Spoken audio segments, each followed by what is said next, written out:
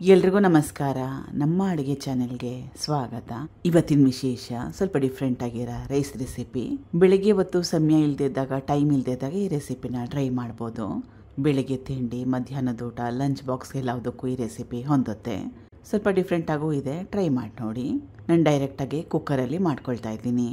2 ರಿಂದ 3 ಚಮಚದಷ್ಟು ಎಣ್ಣೆ ಬಿಸಿ ಆದಮೇಲೆ ಜೀರಿಗೆ, ಲವಂಗ, ಏಲಕ್ಕಿ, ಸ್ವಲ್ಪ ಚಕ್ಕೆ, ಪಲಾವ್ ಎಲೆ, ಈ ಪದಾರ್ಥಗಳನ್ನ ಸುಮಾರು ಒಂದು 20 ಸೆಕೆಂಡ್ ಅಷ್ಟು ಬಿಸಿ ಮಾಡ್ಕೋಬೇಕು. 20 ಸೆಕೆಂಡ್ ಆದಮೇಲೆ ಕಟ್ ಮಾಡಿ ಇಟ್ಕೊಂಡಿರೋ ಒಂದು ಮೀಡಿಯಂ ಸೈಜ್ ಈರುಳ್ಳಿ, ಹಸಿರು ಮೆಣಸಿನ್ಕಾಯಿ 2 ರಿಂದ 3 ಅಷ್ಟು. ಈರುಳ್ಳಿನ ತೀರನೇ ಜಾಸ್ತಿ ಮೆತ್ತಗಾಗೋವರೆಗೂ ಬೇಯಿಸ್ಕೊಳ್ಳೋ ಅವಶ್ಯಕತೆ ಏನಿಲ್ಲ. ಈರುಳ್ಳಿಲಿರೋ ಹಸಿ ವಾಸನೆ ಹೋದರೆ ಸಾಕು. 2 ನಿಮಿಷ ಬೇಯಿಸ್ಕೊಂಡ್ರೆ ಸಾಕಾಗುತ್ತೆ ಮೀಡಿಯಂ ಫ್ಲೇಮ್ನ. 2 ನಿಮಿಷ ಆದಮೇಲೆ ಈರುಳ್ಳಿಲಿರೋ ಹಸಿ ವಾಸನೆ ಹೋಗಿದೆ, ಸ್ವಲ್ಪ ಹೊಂಬಣ್ಣ ಬಂದಿದೆ.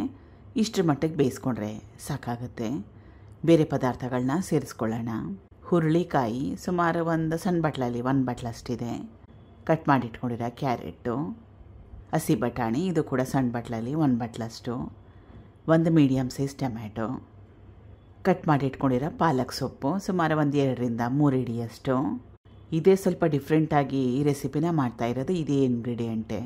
ಪಾಲಕ್ ಹಾಕ್ಕೊಳ್ಳೋದ್ರಿಂದ ಆರೋಗ್ಯಕ್ಕೂ ಒಳ್ಳೆಯದಿರುತ್ತೆ, ಟೇಸ್ಟ್ ಕೂಡ ಸ್ವಲ್ಪ ಚೇಂಜ್ ಬರುತ್ತೆ. ಬೇರೆ ಪದಾರ್ಥಗಳನ್ನ ಹಾಕ್ಕೊಳ್ಳೋಕೆ ಮುಂಚೆ ಎಣ್ಣೆಯಲ್ಲೇನೆ ಈ ಪದಾರ್ಥಗಳನ್ನೆಲ್ಲ ಸ್ವಲ್ಪ ಮಟ್ಟಕ್ಕಷ್ಟು ಬೇಯಿಸ್ಕೊಂಡ್ರೆ ಚೆನ್ನಾಗಿರುತ್ತೆ. ಸುಮಾರು ಒಂದು 5 ನಿಮಿಷ ಮೀಡಿಯಂ ಫ್ಲೇಮ್ನಲ್ಲಿ. 5 ನಿಮಿಷ ಆದಮೇಲೆ ತರಕಾರಿಗಳೆಲ್ಲ ಸ್ವಲ್ಪ ಮೆತ್ತಗಾಗಿದೆ. ಎಣ್ಣೆಯಲ್ಲೇ ತರಕಾರಿಗಳನ್ನ ಬೇಯಿಸ್ಕೊಳ್ಳೋದ್ರಿಂದ ಚೆನ್ನಾಗಿರುತ್ತೆ. ಗರಂ ಮಸಾಲ ಸಣ್ಣ ಚಮಚದಲ್ಲಿ 1 ಚಮಚದಷ್ಟು. ಬ್ಯಾಡಗಿ ಅಚ್ಚಕಾರದ ಪುಡಿ, ಇದು 1 ಟೇಬಲ್ ಸ್ಪೂನ್ ಅಷ್ಟು. ಇದು ಖಾರ ಏನೋ ಜಾಸ್ತಿ ಇರಲ್ಲ. ರುಚಿಗೆ ತಕ್ಕಷ್ಟು ಉಪ್ಪು, ಚೆನ್ನಾಗಿ ಕಲಿಸ್ಕೋಬೇಕು. ಅಕ್ಕಿ ಸೇರಿಸ್ಕೊಳ್ತಾ ಇದ್ದೀನಿ 1 ಗ್ಲಾಸಷ್ಟು, ಅಥವಾ ಸುಮಾರು ಒಂದು 1/4 kg ಹೇಳಿರೋ ಕ್ವಾಂಟಿಟಿಯಲ್ಲಿ ಮಾಡಿಕೊಂಡ್ರೆ ಇಬ್ಬರಿಗೆ ಒಂದು ಹೊತ್ತಿಗೆ ಸಾಕಾಗತ್ತೆ. ಅಕ್ಕಿನ ಮೊದಲೇ ತೊಳೆದಿಟ್ಕೊಂಡಿದ್ದೆ. 1 ಗ್ಲಾಸ್ ಅಕ್ಕಿಗೆ 2 ಗ್ಲಾಸಷ್ಟು ನೀರು. ಕಲಿಸ್ಕೋಬೇಕು. ಮುಚ್ಚಳ ಮುಚ್ಚಿ 2 ರಿಂದ 3 ಸೀಟಿ ಕೂಗಿಸ್ಕೋಬೇಕಾಗತ್ತೆ. ಕುಕ್ಕರ್ ಆಗಿ ತಣ್ಣಗಾದ್ಮೇಲೆ ರುಚಿಯಾಗಿರೋ ಅಂಥ ಮಸಾಲೆ ಬಾತು ರೆಡಿಯಾಗಿದೆ.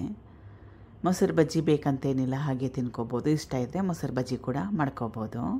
ಟ್ರೈ ಮಾಡಿ ನೋಡಿ. ಬೆಳಗ್ಗೆ ಟೈಮ್ ಇಲ್ಲದಿದ್ದಾಗ ಒಂದು ಒಳ್ಳೆ ರೆಸಿಪಿ ಇದು. ಮನೇಲಿ ಏನೂ ಇಲ್ಲ ಅಂದರೆ ಕೇವಲ ಈರುಳ್ಳಿ ಟೊಮೆಟೊನ ಉಪಯೋಗ ಮಾಡಿ ಕೂಡ ಈ ರೆಸಿಪಿನ ಮಾಡ್ಕೋಬೋದು. Thank you for watching. ಧನ್ಯವಾದಗಳು.